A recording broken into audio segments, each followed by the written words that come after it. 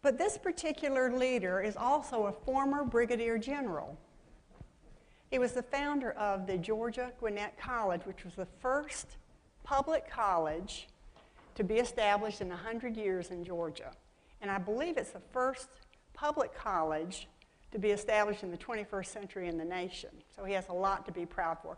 Please join me in welcoming Dr. Dan Kaufman to the stage.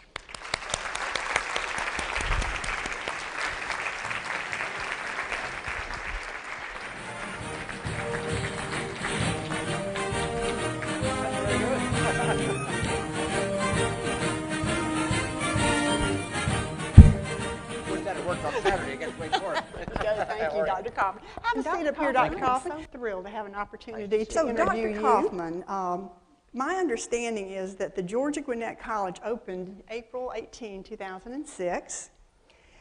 But about a year before that, they hired you as a former brigadier general to be the founder, the founding president. So here's my question to you.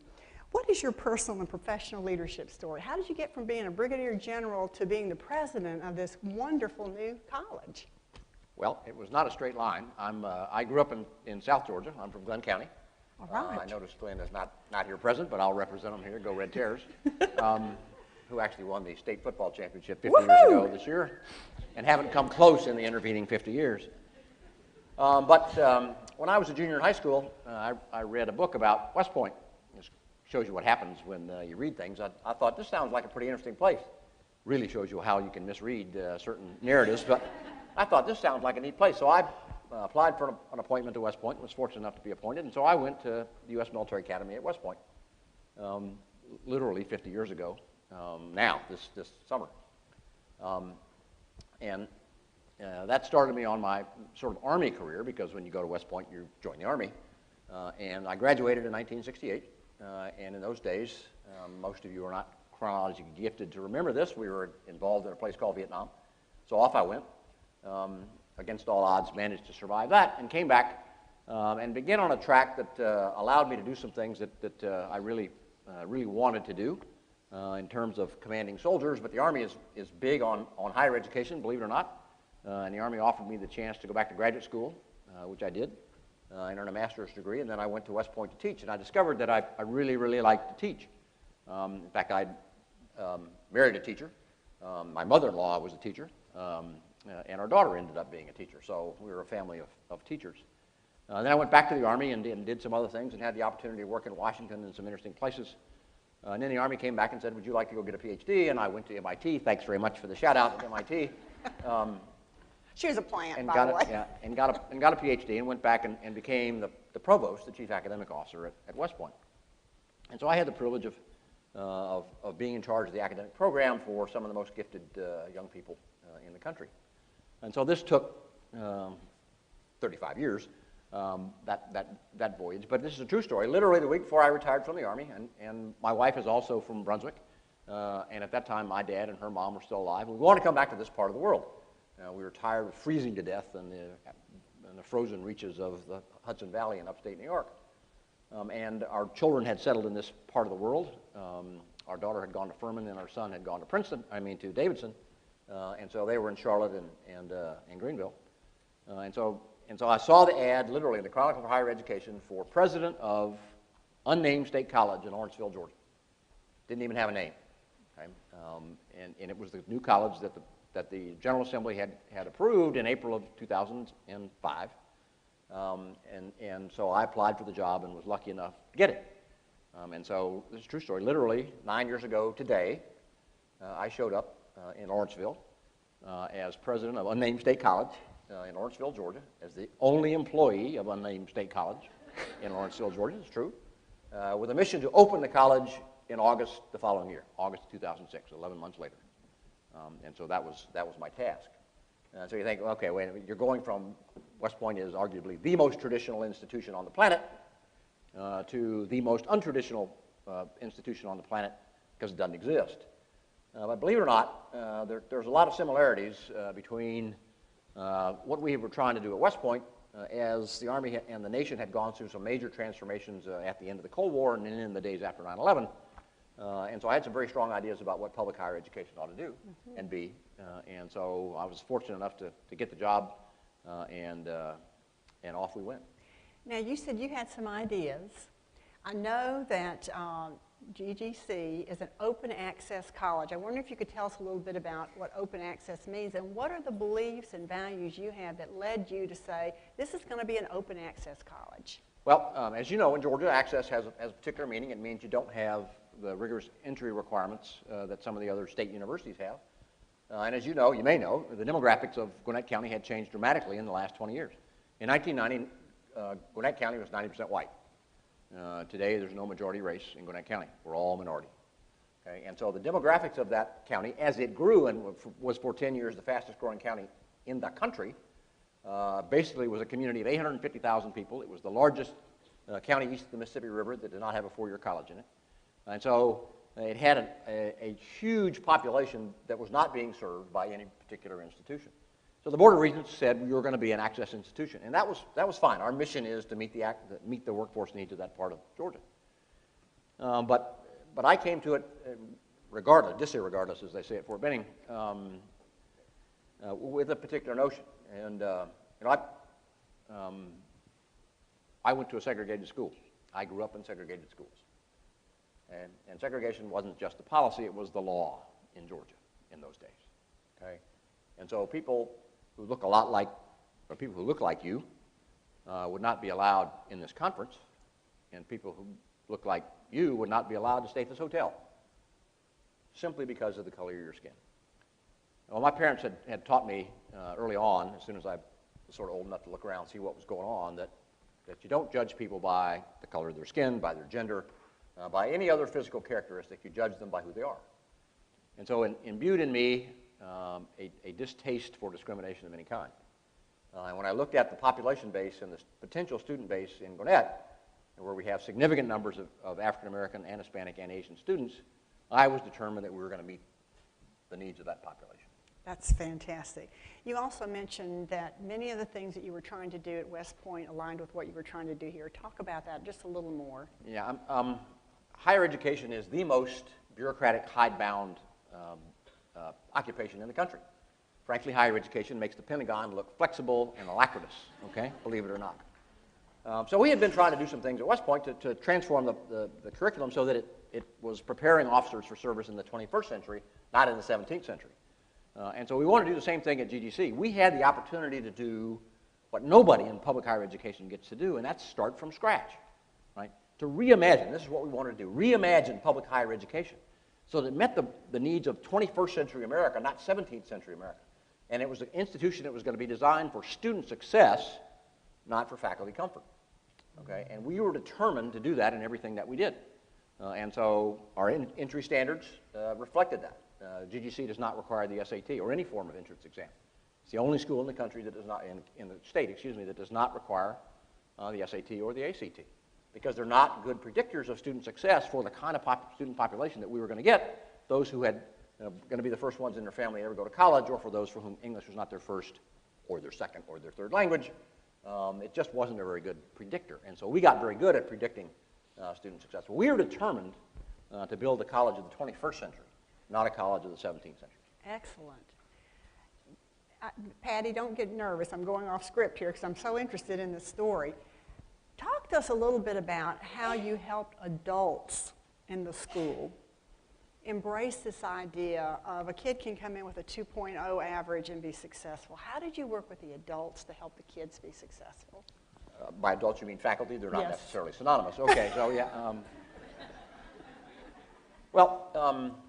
When we started, we were determined, as I said, that we were going to build a college that met the needs of students. And student success was what we were going to be about. Not how many young people came in the front door, but how many went out the back door.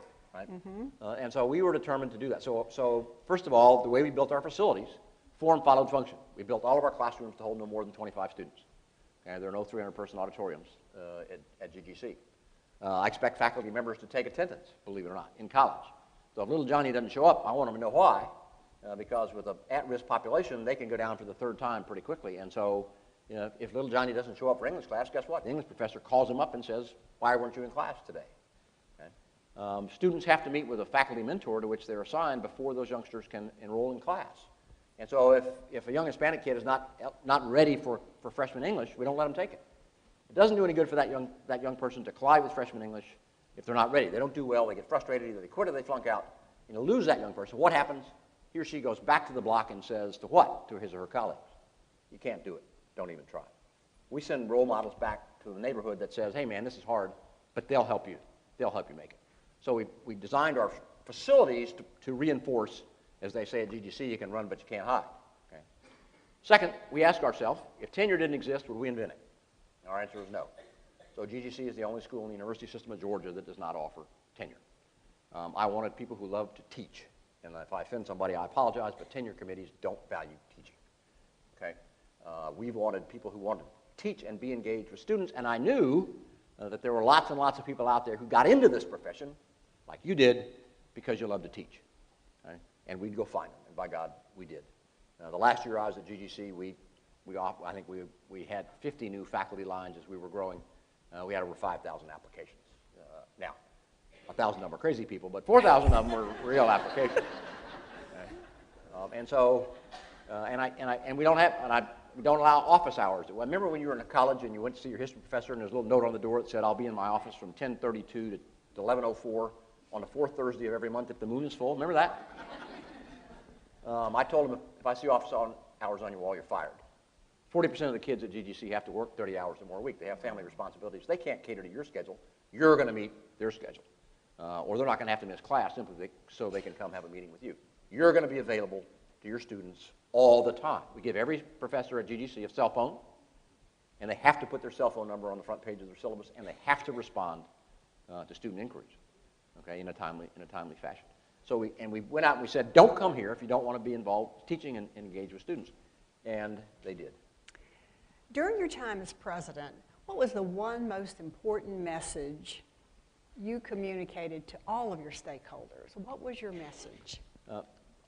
Our primary stakeholders were our potential students, and then our real students. And this is something that you see every day, and that you can help not just GGC but everybody with. My tagline was, when people said they couldn't afford to go to college, I always said you can't afford not to go to college. Okay? In today's world, if you have the opportunity to go, go. And so we made sure that we talked to every guidance counselor in Gwinnett County and encourage youngsters to think about going to college, because if they think about going to college, at least they'll stay in school and graduate from high school. And then we made it easy for them to come on to GGC because of the entry requirements. And so what you do is you transform, as we say, one student at a time, and then one family at a time, and then one neighborhood at a time, and then one culture at a time. All right, this is a tough question. Imagine you and I are facing an elevator. The doors open. We step on. The governor is in there. We have 5 floors. What's your message to the governor about GGC? Governor, I need $30 million to build a new science building. I just came from a ribbon cutting for a $30 million science building at GGC. I said, Governor, we are reimagining public higher education here in Georgia, and we need your support to do that. And you know what? I actually had that conversation with Governor Perdue, and he stepped forward and supported us because they love the model. They love the institution that's devoted to student success, because the progression and graduation rates, the graduation rates at GGC, access school, no SAT required, the same as they are at the state universities. You give young people the opportunity to succeed, and you give them the support they need to succeed, they'll succeed. Okay? And so when you see those young people who say, I can't do it, I'm not ready for it, you tell them you can't afford not to go to college. There's an access institution somewhere in the state of Georgia that'll take those young people, regardless of where you are. And if that's not true, you call me and I'll get them into GGC. That is tremendous. I feel your passion, your values coming through. Who influenced you? You mentioned your parents briefly, but were there any other influencers in your life? Well, we all are sort of a product of our history, right? And so the names don't matter, but the people who inspired me the most early in my life, in addition to my parents who taught me that set of values, when I got to Vietnam, and again, most of you don't remember this, but we used to have a draft. Okay? We used to draft young men and send them off to war. And so I got to Vietnam. I was 22 years old. Actually, I was 21. I took command of a platoon of 40 soldiers, 39 of whom had been drafted. okay? And they really, really didn't want to be there. But we together made a high-performing team, and I saw those young people do acts that are simply indescribable. And they didn't do it for democracy, and they didn't do it for the United States, and they didn't do it for patriotism. They did it for each other. They did it for their teammates.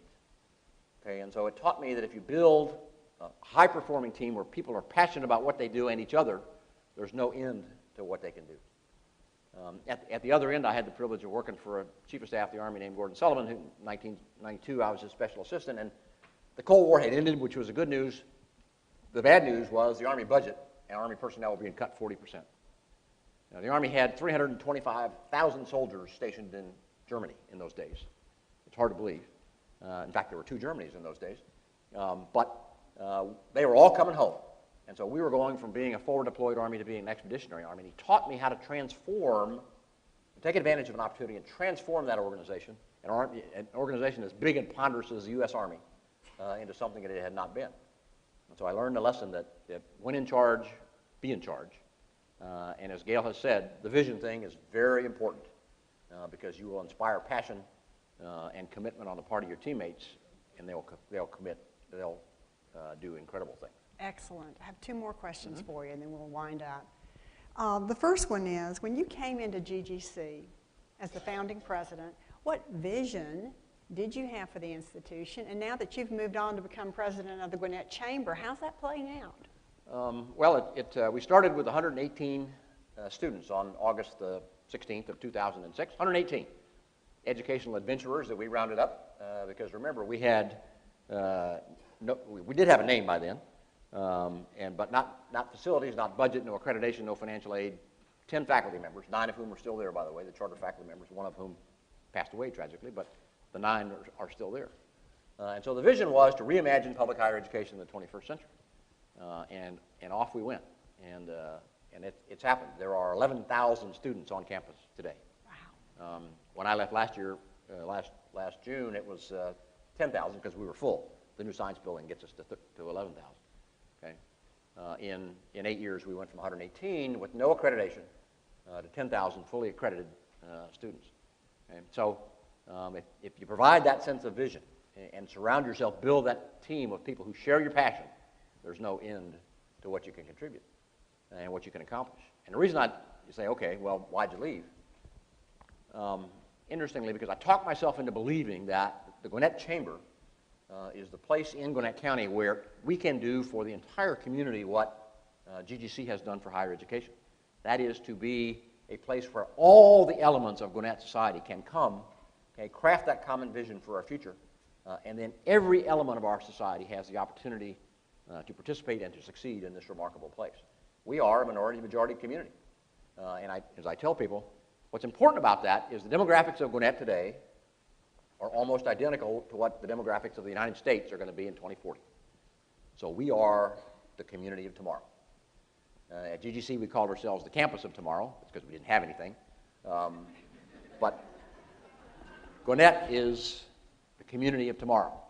And by God, Gwinnett County, Georgia is going to demonstrate to the rest of this country how a truly multi-ethnic community can work together and succeed. Because in my stock speech, and this is your quiz for today, can you name a single, successful, truly multi-ethnic democracy? There aren't any. You are going to create it because you are going to help your young people reimagine American democracy. There's nothing providential about the continued success of this political experiment called the United States of America. If it's going to live to see its tricentennial, it's going to be because of what you do in your classrooms, because those are the leaders of 2040 and 2050. Okay? And they're going to have to understand that America 2040 and America 2050 is going to be very different than it is today. And by God, we're in Gwinnett County going to show them how to do it. Dr. Kaufman, you've answered my last question, which was to give us a charge. So I'm just going to say we really believe at GLISI that strong leaders transform lives, and we salute you for the way you have transformed lives for so many young kids, well, so many young people privilege. in Gwinnett County. Thank you so much. Appreciate it. Thank you all.